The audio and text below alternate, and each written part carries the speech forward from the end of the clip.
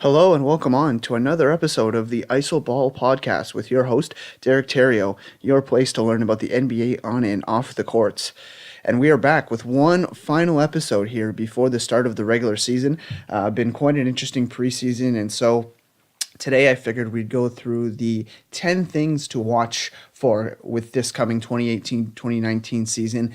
And without further ado, we will start with number 11 being our honorable mention, and I would be remiss if we don't get into this Jimmy Butler situation with the Timberwolves. Now, full disclosure, this is one of the craziest situations I've ever seen from a player and team perspective from a number of standpoints.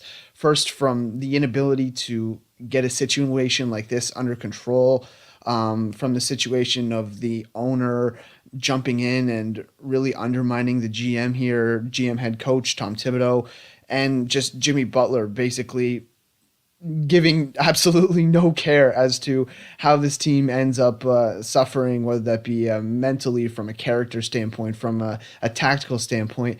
It seems that he just does not care because he wants out. So let's go through this from top to bottom.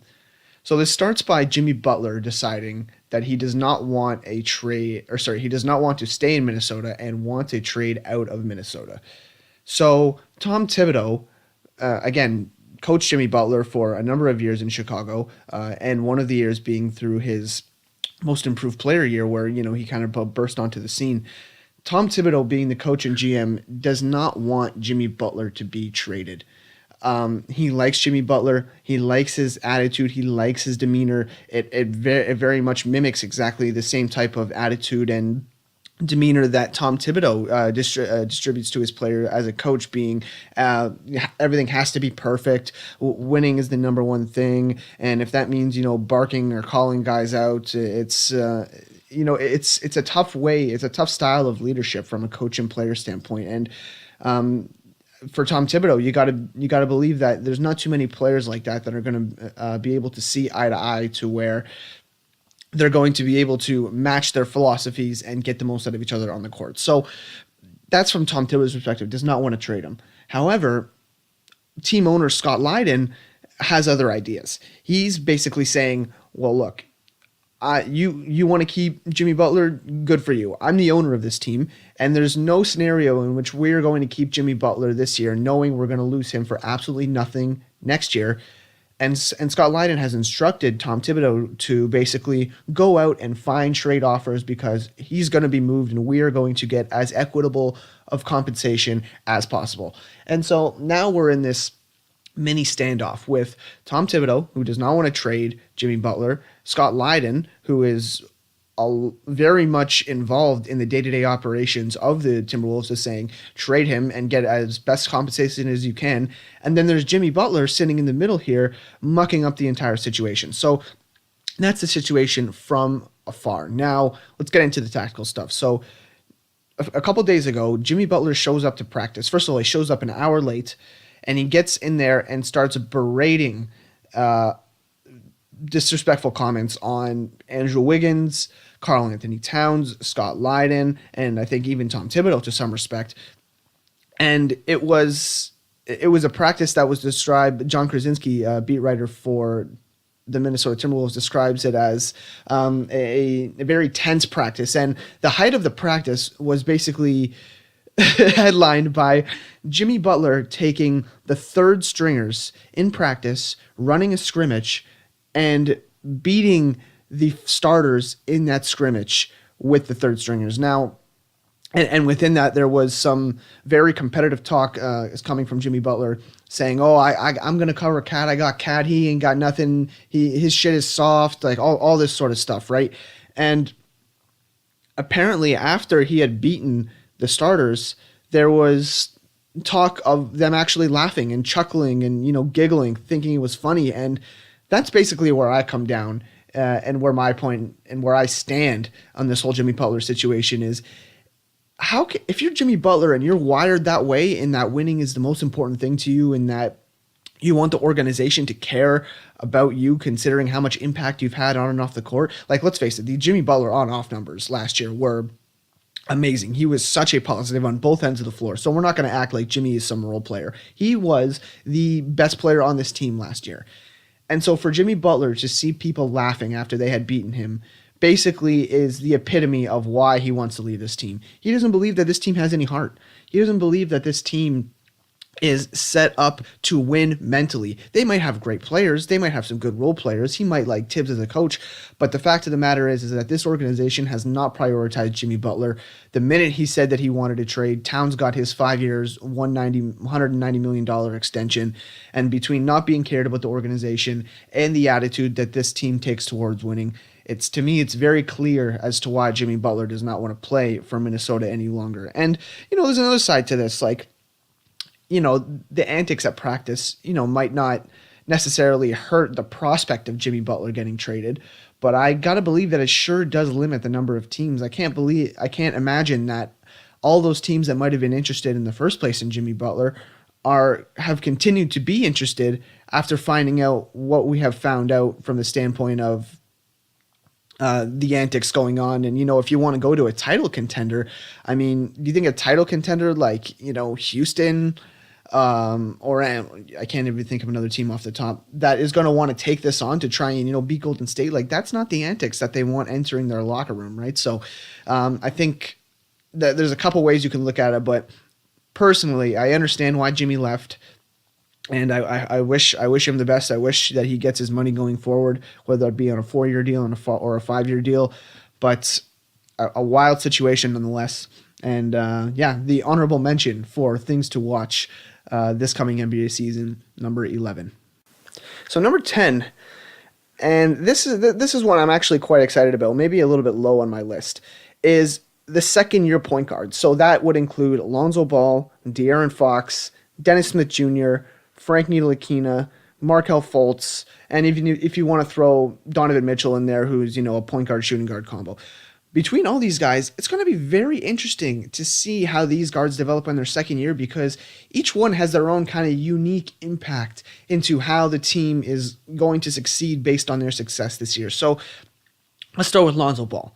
Lonzo Ball, gonna play next to LeBron a lot. They brought in Rondo to be that veteran, high IQ basketball point guard that's going to be able to teach Lonzo, the little tricks of the trade at the point guard spot. And Lonzo has obviously become much bigger, much stronger. And a lot of people, last year complained about, the shooting. The shooting was the big thing, the awkward shot. That's what everybody talked about. But Amin Elhassan actually really outlined this very well. To me, after I looked at it, I agree with Amin in that it was the finishing at the rim that really was the thing that was hampering Lonzo Ball's game. And when they went back and looked at it, Lonzo told Amin that it was a lot of just shying away from contact, just not going up strong enough, not being able to go up strong enough because of his lanky frame and because of the way he was built. So his ability to get stronger now, hopefully play through contact, get to the line, and hopefully finish at the line a little bit more, because the free throw shooting wasn't necessarily a strength of his either. Hopefully that will bring Lonzo along in his second year, and he'll be able to just show more offensively and just at least get people to be able to respect him from the 3-point line and driving to the rim. And that will open up more of Lonzo's game in terms of getting other guys involved and really putting his teammates first and getting those high assist numbers that he's known for. And just continuing to improve defensively. He has shown some very good defensive instincts and tactics on the court from not only a help side off-ball defender, but also a one-on-one defender with his length as well. So we should see some good things from Lonzo Ball. But again, going to be big for the Lakers to make sure that they have not just Rondo out there who can be, a little bit prone to getting beat defensively, being a little bit sleepy off the ball. So hopefully, having Rondo and Lonzo in there as a, dual dynamic point guard rotation will be able to bring this Laker team up into, hopefully the 50 wins, and what I guess they're looking for is home court advantage in these playoffs. And I just don't think you get there without a fully healthy Lonzo Ball. So it will be interesting to see how he develops in his second year. De'Aaron Fox, another guy, for the Kings. Obviously, the Kings not competing for the playoffs by any means this year, but another year of development. You'd like to see the 3-point shot come around a little bit better, getting to the rim, to the free throw line as well. But De'Aaron Fox has shown, a lot of good things. He has a very promising future. He's still devastating in transition. Still one of the fastest guys with the ball in his hand. So I anticipate another good year for De'Aaron Fox, but this might be the exception to the rule where I think no matter how good of a year De'Aaron Fox is going to have, this Kings team is simply not good enough to kind of compete for anything this year. So it'll be important to see where De'Aaron gets with his game by the end of the year, but this might be the only point guard of the group that doesn't have a direct impact on them making the playoffs, or at least having significant improvement to the point where you're going to see some changes coming in the next year. So looking forward to the year that De'Aaron Fox may or may not have. Dennis Smith Jr. is the next one on the list. And now this is a guy who I think is going to have a breakout season. There was a lot of dribbling going on with Dennis Smith last year. A lot of that ball in his hands. Sometimes the offense became stagnant. Dennis was required to create in one-on-one situations. You got to believe with the addition of Luka Doncic, the additions of DeAndre Jordan, hopefully those scenarios won't happen as often. For Dennis Smith, and that in turn will hopefully make him a more efficient player. And again, with Luka Doncic there. Doncic famously, well, not famously, but notorious for his passing, his ability to see the court. And, hopefully that takes a little bit of the responsibility out of the hands of Dennis Smith Jr. to have to get all of his teammates involved and things of that nature. And he can focus more on being, an explosive scorer, which really is what his game seems to be like now that we've seen him for a year. It felt like a lot of the passes, although I don't want to say that Dennis Smith Jr. is not a good passer, because I really do think he is. I think his court vision is underrated. I think his ability to, play out of the pick and roll is a little bit underrated. I think where he gets mostly in trouble is, trying to find the skip pass on the weak side when the help side defender bumps down to cover the roll man and he needs to find the open shooter from three. I think he could probably improve that pass a little bit. I mean, I see a lot of times where it got picked off, other times where maybe a more accurate pass would have led to a better shot from a weak side shooter like Harrison Barnes or a Dorian Finney-Smith or something along those lines. So we'll see how Dennis Smith Jr. improves this year. I am excited to see his improvement, and I think if he can, make the jump that everybody's expecting here, I got to believe that a guy like Dennis Smith will, be the difference between the Mavericks, maybe competing for the 8th seed and perhaps, sneaking into a playoff 8th seed and then being out of the equation totally. And so, we'll see how Dennis Smith fares this year. Excited for his upcoming season. Frank Ntilikina.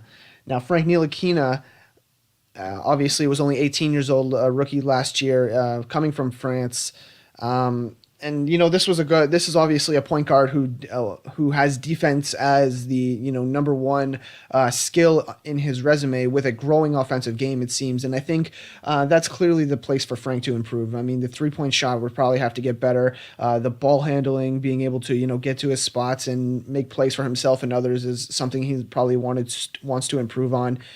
And I mean, again, if Frank Ntilikina can, fill out and really, become a fringe, sort of, I don't want to say fringe all-star, but take a significant step from where he was last year to where being an all-star in the coming years is not out of the question, I think the Knicks could probably I don't want to say make the playoffs. That's a little bit too ambitious for me. But again, compete for an 8 seed as opposed to maybe being on the back half of the lottery, kind of crossing your fingers that you'll get a good pick on that end. So I mean, we'll see how Frank does this year. Again, we got to remember Porzingis probably not coming back for the majority of the year, and even when he does come back, you got to believe that there's going to be some reintegration. Getting used to the court, getting used to playing 5-on-5, that sort of stuff. So Frank's going to have every chance he gets to blossom offensively. And so with the hope that he can show a little bit of an offensive game and show that he's has the ability to do that, that maybe might attract another max player to come and play with a guy like Frank, and then having Porzingis coming back. And then we'll see how the rookie Kevin Knox fills out as well. So depending how Frank plays, it could be the last little piece of the puzzle to be able to attract that max player to bring to the big market and get the Knicks back to where they've been looking to be since they got to the playoffs in 2013.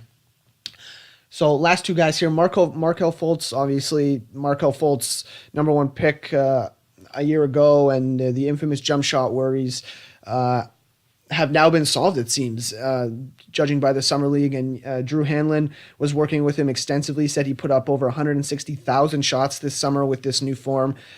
Just seeing it a couple times in Summer League, the form looks okay. I'm not hating on it whatsoever. I think what I want to see more is the confidence. If he misses, 3 or 4 in a row, is he going to be able to trust that shot for the fifth time in a given game? If guys are giving that shot to him and he misses 3 in a row, is that confidence going to be shot? No pun intended. These are the things you want to see with the jump shot, and that's mostly what I'm looking forward to Markelle. And once again, if Markelle can, if that shot comes around to, being respectable, and he still has the ability to, put the ball on the floor, again, has decent vision, can finish at the rim, Markelle could be an excellent fifth starter or sixth man, depending on what they want to do with him and JJ Redick. I mean, maybe this could be the piece that, kind of puts them being Philly in the conversation with competing with Boston for that number 1 seed. I mean, if Markelle Fultz can fill out or take a significant step similar to that I described of Ntilikina, then the Sixers will be a lot more of a dangerous team. And so you gotta look for that this year. This is going to be something where Markelle Fultz could be, the difference between Philly finishing about where we see them finishing in terms of, third, maybe getting to the second round conference finals tops, to maybe competing in the conference finals and maybe, trying to snag a spot in the NBA finals against whoever that may be. Last guy, Donovan Mitchell. Don't want to talk too much on Donovan Mitchell, but I mean, you saw what he did last year. Near Rookie of the Year campaign. This guy was just unbelievable last year. And I mean, natural progression believes he's going to take a step forward. He's got an unbelievable work ethic, very self-motivated guy. The place I would think he needs to improve is those off the dribble threes. I think that's going to be just the next progression in him being a superstar in this league from the point guard / shooting guard spot. So a better percentage, maybe shooting the 3 from a catch and shoot standpoint, and then getting them off on a consistent basis off the dribble, I think, is his next step. And there's no shortage of what the Jazz can be this year if he's going to be able to improve like that. All right, moving on to number 9. A closing of an era between Wade, Dwayne Wade, that is, Dirk Nowitzki, Vince Carter, Tony Parker, these late 90s, I should say, early 2000s era. These are kind of the last few guys in that mix, and, guys at this age never perform at a very high level, but it's almost a nostalgia feeling, and that's why I didn't necessarily play into the 2016 narrative of all Kobe was, terrible in his last years. It was painful to watch. I just enjoyed watching a player that has fulfilled his potential to the maximum and is just now, seeing what he has left in the league and still being able to play at as high a level as possible. And I don't necessarily have the fear of any of those 4 guys really, falling off a cliff and me saying, oh, I wish he would have just retired before I got to see him play as bad as he did.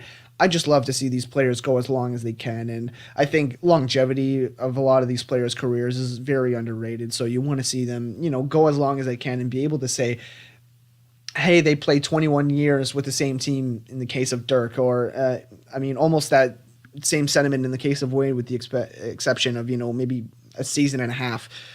So I just want to see how these guys finish out their careers, especially Wade, Wade being almost unanimously the 3rd best shooting guard of all time, how he, tries to contribute to this Heat squad as he goes off into the sunset will be, very interesting. And I'm very excited for these guys as I enjoyed watching much of them throughout my career. And, the player of that group that, I watched the most was easily Vince Carter, considering, when I was a young Raptor fan. And he was, dominating the scene, put the Raptors on the map. So I'm even getting just into a nostalgia phase just talking about it right now. So a closing era, Wade, Dirk, Vince Carter, Tony Parker, all of which may not retire this year. But again, it is a bit of a swan song in terms of their last year. So it will be interesting to see how they perform. All right, number 8, filling out the West. This Western Conference, is very weird. And I say that in the sense that there's going to be 1 or 2 very good Western Conference teams that miss the playoffs, and what those teams do in terms of reacting to that is going to be very interesting. So let's break down the tiers, at least my tiers of the Western Conference. So we got about 4 tiers. My first tier contains 2 teams, and it should easily be guessed that it's Golden State and Houston. Those 2 teams are far and above the best teams in the NBA. I think they're right on par with each other, even with the losses of Bam Mute and Ariza, and we'll get to that. Between them and Golden State, I think they're kind of 1A, 1B sort of thing. They're in direct competition with each other, and I don't think there's anybody close. The second tier contains 3 teams: Oklahoma City Thunder, the Lakers, and the Utah Jazz. Again, Oklahoma City, a team that kind of underperformed last year. It seemed. I think they're going to be much better this year. I think they're going to finish within that 3 to 5 range. And again, between OKC, Lakers, and Jazz, I don't predict them going 3, 4, 5 in that order. It couldn't be any order within that range of numbers, but I fully expect Oklahoma City to finish anywhere between 3rd and 5th. And I think, Russell Westbrook's got that knee injury. He's going to miss the first, week or so of the season. We'll see how he looks after the minor knee surgery, he calls it. We'll see how Paul George fares this year. Again, no Carmelo Anthony, so you got to believe more touches are going to be going in his hand. And also, no Andre Robertson, who's had a setback in his recovery from his injury, is probably not going to be around till November, December. So you can expect Paul George to be on the floor a lot more to, have to cover some of the best wings, the best 2s, the best 4s that the Western Conference has to throw at them, considering, Robertson, being the elite defender that he is not going to be on the floor. So we'll see. I think, there could be a bit of addition by subtraction here with Carmelo Anthony. We'll see how it goes. Dennis Schroeder at the backup spot is not anything to, gloss over either. This was a starting point guard for Atlanta for a number of years. And to get this guy as a backup, he's one of the more high-quality backups we have now in the NBA, let alone the Western Conference. So we'll be interested to see how that works with OKC. With the Lakers, LeBron James, any LeBron James team, you got to believe is going to be in the mix for the playoffs. I literally do not care who you put around him. It's LeBron and 4 other guys, and he's going to make the playoffs. That's how it's been for the last 8 years, and I don't expect that to change anytime soon. And not to mention that the talent around him isn't all bad either. I mean, I think, Lonzo Ball, another year of development. We talked about that. Rondo being the guy that he is to get everybody in place. And then, even secondary ball handlers like, Lance Stevenson, and then obviously, Josh Hart and KCP. These guys are going to help quite a bit. Brandon Ingram, how did I miss that? So, between these guys, I think he's got some considerably better talent that he had around him in Cleveland, and I'll be excited to see how that plays out. And the Utah Jazz, I mean, we talked about Donovan Mitchell. If Donovan Mitchell can, take another step forward, this team's going to be absolutely unbelievable. Defensively, this team was stupid good last year. I mean, amongst the best in the league, if not the best, especially after the All-Star break. So even if the Jazz can, pump out just an average offense, I think their defense will win them more than enough games to get them into one of the 5 top slots of the Western Conference. So my third tier has another 3 teams, and those are the Nuggets, the Pelicans, and the Spurs. And so, the Nuggets, this offense this year is going to be just unbelievable. Their defense, kind of still up in the air a little bit. But, another year of development from Jamal Murray, who the GMs voted will have a breakout year this year. Gary Harris, who's, another excellent shooting guard. Now you have, who's playing at the 3 for this team? I think that's, kind of still to be decided. But Will Barton, I guess, would be the starting 3, I guess, at this point, who, again, no slight at him either. Most improved player candidate last year I had him as, and for good reason, exceptional offensive player with the ball in his hands that can shoot the 3 a little bit. And then you got Paul Millsap and Nikola Jokic filling out the roster. So between those 5 guys, that's a devastating starting 5. That's a devastating offense, and it'll be just... It's not about how good their offense will be. It's how close to respectable can you make your defense, if not more than that, will depend on whether or not they can, maybe jump a tier back into the second tier and knock one of those guys out, and maybe get home court advantage as well. So we'll see about that. The Pelicans, again, they were I think third or fourth in the West last year. I expect a little bit of slippage. They don't have a healthy DeMarcus Cousins. They did create some great new additions. Julius Randle was a nice pickup. Alfred Payton, I think, will help this team a lot as well. And obviously Anthony Davis, who is an MVP candidate this year. I think between those guys, I think you'll have a very respectable defense and offense, with Davis being the Defensive Player of the Year candidate. He's been over the past couple of years and the offensive juggernaut that we know him to be. So Pelicans, I predict anywhere between 6 and 8. And then the Spurs, who are the last team on this list, who I do expect to make the playoffs. I mean, if you have Popovich, you still got a guy like DeMar DeRozan who's going to, get you some buckets, even though he may give up some on the other end. You still got LaMarcus Aldridge, who I believe made an All-NBA team last year. Or, no, he made an All-Star team last year, not All-NBA. But, again, still a very serviceable player. Very unfortunate about Dejounte Murray. I mean, tore his ACL. A guy that would, have easily made the Spurs a lock for the playoffs, now has gone down. And, Derek White, another promising player offensively, has a heel injury that's going to keep him out for 8 weeks. So, I mean, you're looking at a starting point guard of Bryn Forbes and, whoever you might be able to sign, being a Ty Lawson, a Jamal Crawford, whoever you want to try and get signed that isn't already, is going to what the Spurs are going to do to fill out that point guard spot. And so we'll see what happens there. But again, we'll see if the Spurs make the playoffs. I predict them to do so, but I'm not sure, because if we get into my fourth tier, which contains 5 teams, it's the Mavericks, the Blazers, the Clippers, the Timberwolves, and the Grizzlies. All of those teams are projected right now by me not to make the playoffs. And I mean, the Mavericks and the Blazers and the Clippers, those are good teams. Like, if one of those teams doesn't make the playoffs, like especially the Blazers, if the Blazers don't make the playoffs, I mean, as a franchise, that's a very scary situation, having Damian Lillard on the back half of his deal. Like, it's very easy for Dame to say, look, this isn't working. I need to go out of here. I need to get out of here and win, like, anything, like a championship, get to a conference. Like Dame Lillard, for as much as we killed Chris Paul for not going to conference finals, Anthony Davis and Damian Lillard haven't been to conference finals either. And so you got to believe that, that next step in the playoffs has to be important for them. And so it'll be interesting to see if, and whether it be the Spurs or the Pelicans maybe miss the playoffs, and, the Mavericks, Blazers, Clippers, one of those teams bumps them. There's going to be a couple good teams, is my point, that do not make the playoffs, that are going to have to make some decisions about whether they were good enough to make it and just missed it, or whether they think they're further than they might have thought originally. And so we're going to have to see, but interesting to see how the West plays out nonetheless.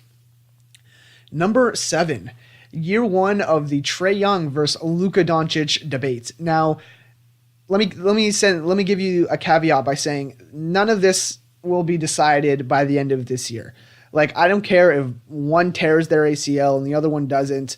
If one looks atrocious, if one looks incredible and the other one doesn't, if both look incredible, like, it's interesting to me to see how these guys will end up playing as NBA players. But it's very important for me to make sure that I reiterate that 1, 2, or maybe even 3 years will not determine who won this trade. Trae Young is in a situation where in Atlanta, they're going to give him the keys to the car and they're going to say, go put some dents in it, because we have no interest in winning this year whatsoever.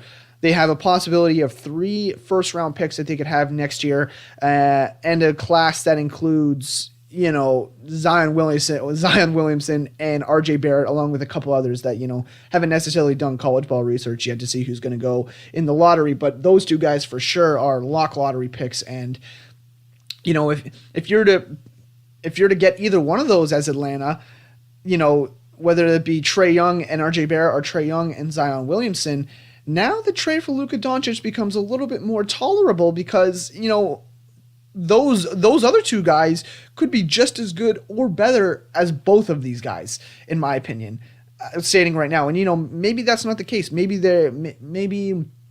RJ Barrett and Zion Williamson will be not as good as Doncic and Trae Young, but that second piece will be very important to see how it develops, because, again, it wasn't just a 1-for-1 trade. This trade also included a first-round pick coming from Dallas that was top 10 protected, I believe, or top 5 protected. So we'll see how things break up. But, I mean, if you get Trae Young, and Trae Young looks like, this unbelievable passer that he's been, and the shot starts to come around, and he's passable defensively, similar to that of a Fred VanVleet or something like that, then maybe, this trade leans toward in favor of Atlanta. And then if you look at it the other way, in the next few years, maybe Luka Doncic, maybe he slims down a little bit. Maybe he, becomes more of a guard type body, and, his handle improves, and, the shot becomes an elite level shooter. I mean, he becomes an elite level passer and is able to defend, 2, 3, 4, in some cases 5s. Maybe Luka Doncic will, outperform the combination of any two of the Atlanta Hawks that they might get in the after they've already gotten Trae Young. So nothing's going to be decided in this first year, but that does not mean that I'm not interested to see how both of these guys play out as their careers go along. I'm very interested to see, how Trae Young is on this Atlanta team. Is he going to make guys better with his vision? Are these guys good enough to be able to finish some of the passes that Trae Young is going to throw? And obviously that shot has been a bit of an issue in Summer League, or was an issue in Summer League, I should say, has come around a little bit in preseason. We saw him make that 30-footer to win the game the other night with 2.2 seconds left. So we'll see how Trae Young's shot come around. I have pretty good faith in Luka Doncic that he will be pretty good. So over the next few years, we'll see how things shake out, but I'm excited to see year one of this experiment, knowing that absolutely nothing matters, but that these two guys are going to be given the keys to the car proverbially, and just kind of see where they end up with their mistakes and successes overall in their first year. Number 6, Kawhi Leonard in Toronto. Now, you might call this a bit of a homer storyline, but I think the entire league is interested to see who Kawhi Leonard is at this point in his career. A couple of years ago, it was very easy to tell that he was a top 3 player behind Kevin Durant and LeBron James. And now, is he still that top 3 guy? Is he maybe closer to, top 10 after, this quad injury? We'll see. I mean, he's going into a situation with a Toronto franchise that is completely all in. I don't think there's any doubt about that. This franchise is looking to win now and at all costs, and they're doing that with the instance of wanting to keep him. And so there's 2 angles to this, essentially, is that Kawhi is playing for a new contract and playing for his next suitor, whether that be Toronto or the Clippers or, whoever he decides to go to. But at the same time, Toronto is also playing to keep Kawhi. And those 2 instances in which Kawhi is trying to, earn his new deal for whoever team that might be, and, Toronto, the city, is playing to keep Kawhi in the city, is an interesting dynamic. And so it'll be interesting to see what Masai Ujiri does to sell Kawhi on the city of Toronto and its culture. The fans are going to have a big impact on that by, cheering his name at home games and really making him feel at home. It was reported that Kawhi bought a house in Toronto, something Dwayne Casey didn't even do, which was, kind of interesting, I found. And, and once the playoffs come around, Kawhi is going to see how, Jurassic Park stands outside Scotiabank Arena to do all the cheering and all the rooting on for their team for every playoff game. And I firsthand can give you a description that it's loud and it's energetic in that place. I've watched a few games in front of that crowd, and it's no joke. So hopefully between those things, that will influence Kawhi, to at least consider Toronto as a destination to stay and sign a long-term deal at. And the elephant in the room is, how far does this Toronto team go? I mean, if they're out in the second round, is that enough to keep Kawhi? And does he think, well, maybe this isn't the place for me to go if I want to win? And, the other way might work too, is if they go and, compete hard in the conference finals, go 7 games with Boston, or perhaps make it to the NBA finals. Is that enough for Kawhi to think, hey, we're maybe, 1 or 2 pieces away, or maybe another year of development for the young guys like Siakam, OG Anunoby, DeLon Wright, who's not necessarily young but still can improve, Fred VanVleet, etc. And they want to run it back 1 more year. So we'll see how Kawhi thinks. We really will, but we'll also see how Toronto thinks and how they try to sell Kawhi on this. And so that's that 2-edged sword, that double-edged relationship there is going to be an interesting thing for me to watch for Toronto and Kawhi this season. All right, we're into the top 5. Number 5. the MVP race. Is it going to be Bron, AD, Kawhi, Harden, Giannis? All of these guys are likely candidates to me. Or is it going to be, possibly some under the radar name, like a guy that I think maybe could get it this year that no one's talking about is a Damian Lillard. I mean, this was a guy that was playing at a first team All NBA level last year, and who's to say that he doesn't come out with one of those years from the jump again and surprise everybody by taking the Blazers back into playoff contention. And I think that could be a dark horse candidate for MVP. But between all these guys, MVP these days, it comprises a number of different things. I mean, first of all, you've got to want it. You got to actually want to win MVP. And that was evident, by Russ doing that in past years. Same with Steph. Harden did that a bit last year by trying to, kind of score and, do his thing. So you've got to want it. You've got to want MVP. You've also got to play the requisite number of games, which is around 60 plus. I would say even a little bit more than that. The narrative's got to be there. So, last year it was, Harden, 65 win team, 30 and 10, 30, 10 and 5. In past years, it's been the averaging a triple double of Westbrook. And then in years before that, Curry having, just unbelievable offensive seasons. So the narrative's got to be there as well. And so I'm interested to see, kind of what takes over as the reason as to why one guy will win MVP. If I had to pick, I'm gonna split it between AD and Giannis, and I'm gonna lean towards Giannis Antetokounmpo as being MVP. He's gotten a lot bigger this year. He's been shooting that pull-up three with some consistency in the preseason, and he was already unstoppable getting to the paint. So that size is just going to make him even more unstoppable. And if that pull-up jumper, that 17-footer to 24-footer from three comes along, this is just going to be an unstoppable player, and Giannis is just going to easily be in that top 5, top 3 conversation if he's not already. So we'll see how it goes, but I think Giannis will win MVP this year. Number 4, first of all, there's going to be a new representative in the Eastern Conference this year. Who is it going to be? Boston, Toronto, Philly? Maybe a dark horse. Maybe is it going to be Indiana? Maybe Washington? I just said Giannis for MVP, perhaps Milwaukee. You never know with this Eastern Conference. Now, full disclosure, I expect it to be Boston or Toronto. I think Philly is just a little bit outside of that conversation, but I fully expect Boston or Toronto to be there representing the East. And if I had to pick one, I would probably say Boston at this point. But I mean, it's going to be finally interesting to see not a LeBron James led team in the Eastern Conference in the finals. And for a number of reasons, I think it's interesting for just the sheer thought that there's going to be an opportunity for a new player to establish their legacy as a guy that comes up big or comes up small in the finals. And, there's going to be a team that, takes this next step that's going to finally believe that, hey, we're there.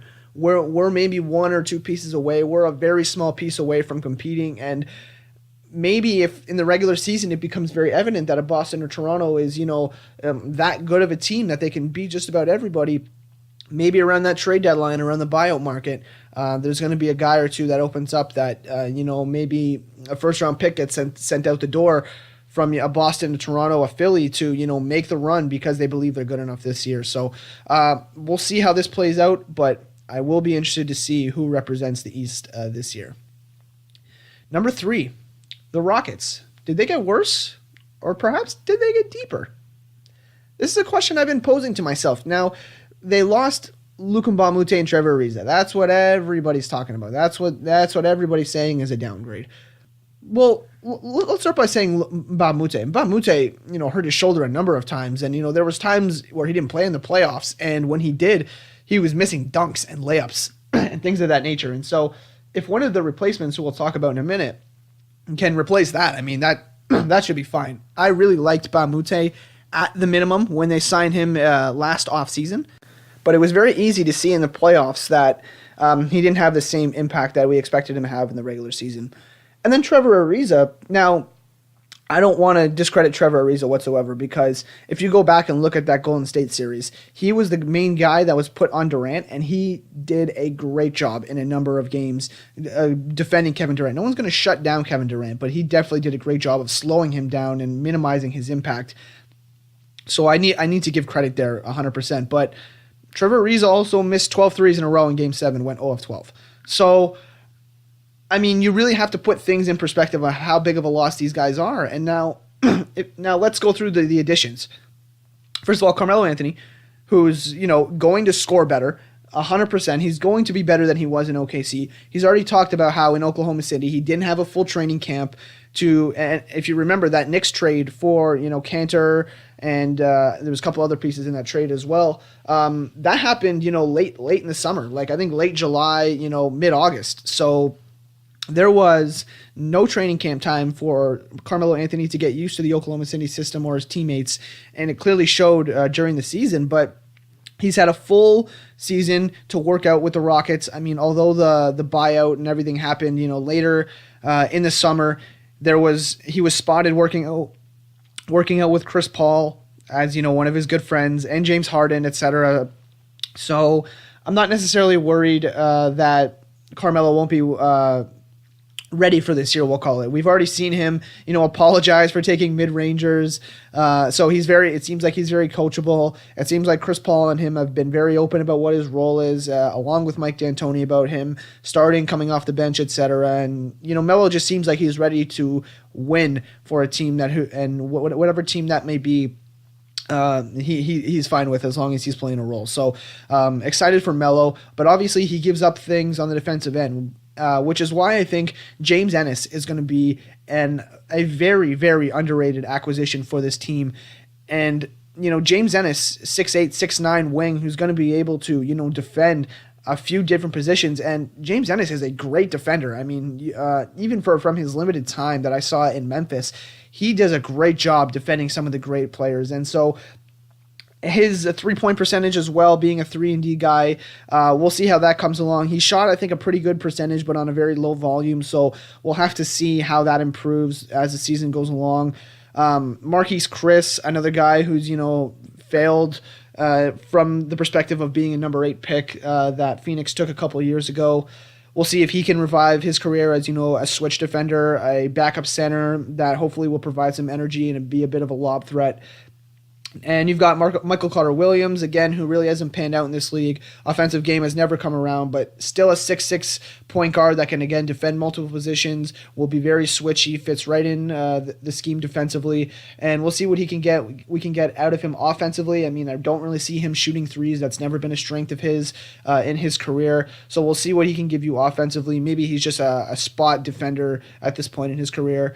Brandon Knight, another guy who, has been a bit of a spark plug scorer off the bench for the Phoenix Suns and the Milwaukee Bucks, where he had his best years. He's injured right now, I believe, and will come back sometime during the regular season. So another scoring punch definitely won't hurt, and hopefully he can be decent defensively as well. So between all those guys, I mean, it's tough for me to believe that this Rockets team got worse. Now, did they get worse from a regular season perspective? Do I think they're going to win 65 games again this year? Probably not. The Western Conference has become much more competitive. There's a lot better teams. You'll have more of a challenge on a night-to-night basis. So yeah, maybe they don't win 65 wins. But are they better prepared to face the Golden State Warriors? I think so. I think they can go a lot deeper now with some of these additions, and also bringing back guys like Gerald Green, like Nene, and Clint Capella being the most obvious one. I mean, this team fully healthy, and again, fully healthy, I got to believe that Chris Paul's minutes are going to be cut back this year to save him for the playoffs. I think he played around 32 minutes last year. I got to believe we're looking at closer to, 29, 30 to make sure that he's fresh for the playoffs. So a fully healthy Rockets team, constructed as they are, will give Golden State a run for their money, mark my words. And so I'm very confident that this team will be better from a playoff perspective, even if they don't win as many regular season games. Number 2, LeBron with the Lakers. So many angles to talk about how LeBron is going to fit. I mean, let's start off this. the personalities in this locker room. I mean, they're calling it the mean team or the mud, and I don't even know what the acronym stands for, but the number of personalities and egos that need to be managed, especially with a number of guys on 1-year deals, is going to be quite interesting. I mean, you got guys like Lance Stevenson, who's a character. Rondo's a bit of a character. Michael Beasley's a bit of a character. So JaVale McGee is obviously a bit of a character. So, I mean, managing these guys, making sure that they're staying, on task and not, doing dumb, irrational things is going to be, the responsibility of LeBron James. So these personalities are going to be tough to manage. And again, not to mention the fact that a lot of these guys are on 1-year deals. They're playing for contracts. A lot of them are going to want minutes on the floor. And there's going to be some times where there's going to be guys, fighting for contracts next year that don't see enough minutes to make their impact felt. And how is Luke Walton and LeBron James going to manage these egos and keep them in check to make sure that winning stays the priority and not, trying to get your money and focusing on next year? The other thing that, has struck me just watching LeBron in preseason is he's playing a lot more off ball. I mean, you're seeing specific sets where LeBron, we see high horns.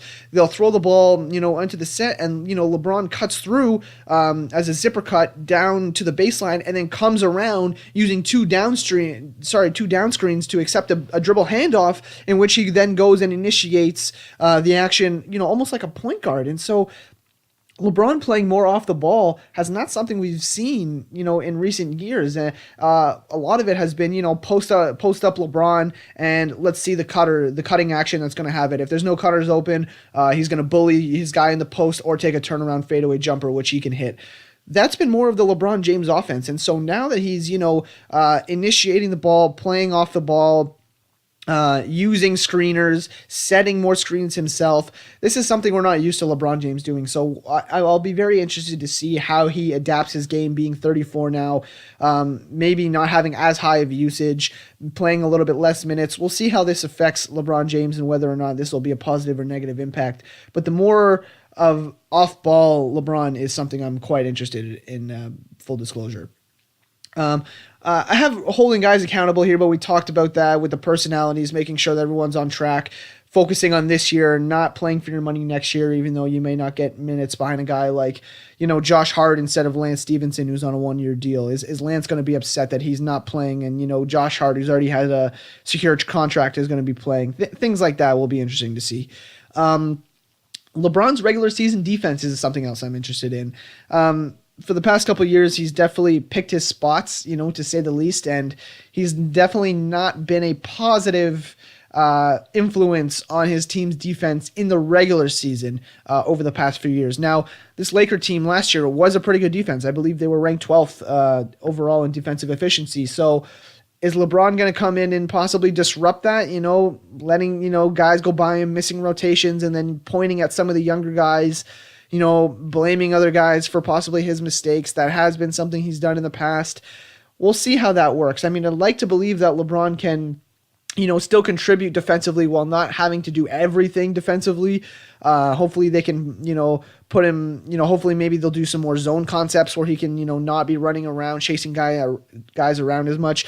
Maybe more switching will eliminate the effort he has to put on defense. They tried that a little bit against Golden State in the finals last year, some of which worked, some of which didn't. So we'll see how it works for LeBron James from that aspect as well. But I think this Laker team is going to have to be a good defensive squad to get to the playoffs and to hopefully secure home court for them, but also to go deep in the playoffs as well. And that's going to start in the regular season. This is not going to be a team that's going to be able to, flip the switch that these Cavs teams have done in the past. I think there's going to have to be some integration of habits and culture that starts in the regular season and then carries over to the playoffs. So I think that's going to be very important for LeBron to establish early on in his Laker days.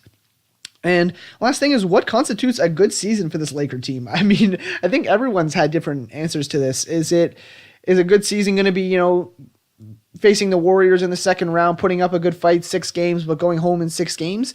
Is it going to be making the Western Conference Finals? Is it going to be making the finals? I mean, it's going to be hard to see LeBron James not in the finals for the first time, in 8 years. I mean, unless he makes it this year, in which case we're going to be having a whole different conversation about who LeBron James is from a legacy perspective. But I'm very puzzled as to what constitutes a good year for this team. I honestly don't have a straight answer. If I had to guess, I would guess, making it to the second round, and being competitive in the second round, I'd say would probably be a good place to start. I mean, considering this Laker team is not fully built yet, still some cap space they can use next summer. Still the possibility of trying to attract a major free agent. So this team is definitely not complete yet, but I would hope that they would compete in the second round and, be competitive there. And I think that's probably what I would constitute a good season for them. But that may not be the case internally. So we'll have to see how expectations are set up and whether or not they meet those, and then how that affects their decisions in the summer of 2019 to keep moving forward. And the number one storyline of the year I'm curious to see is this the year the Warriors start to falter? We've seen that, there have been some subtractions from the center spot.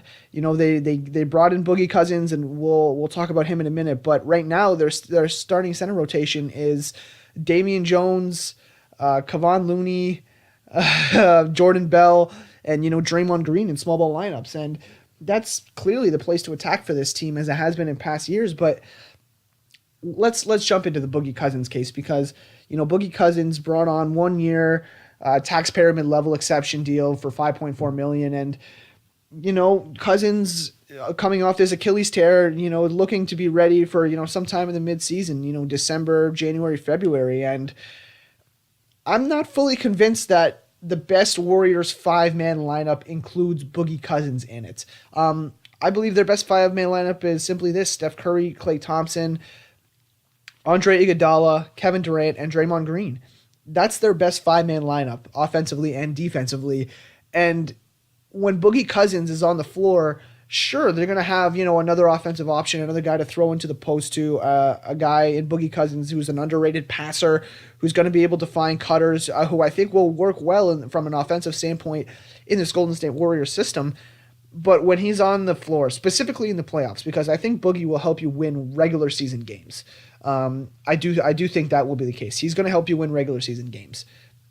In the playoffs, I gotta believe that Boogie Cousins is just a place that a team like the Rockets can just attack defensively.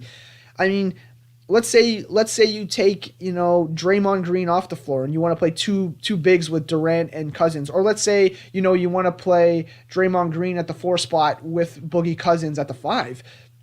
I mean, if you're the Rockets, I mean, you're seeking out whose man is it probably most likely to be Clint Capella.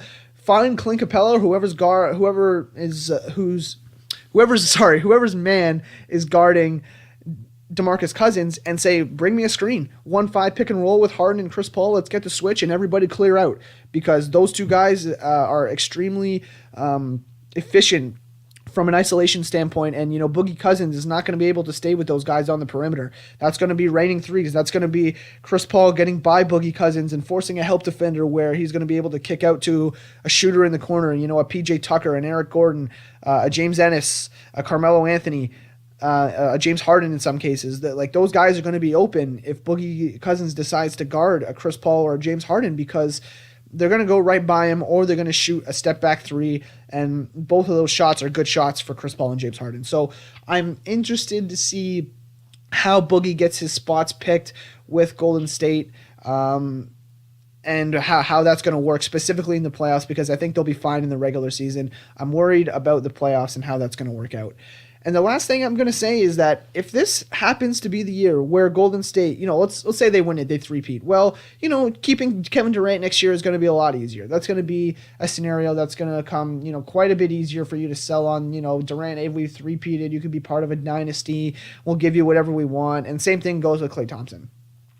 Now, if this team loses and they only end up winning 2 and they lose this year in the finals, is that going to be the excuse for Klay Thompson and Kevin Durant to say, you know what, I've won my 3 championships here. We've won all we can do. We've had a great run. I think it's time for me to see what I can go do on my own team.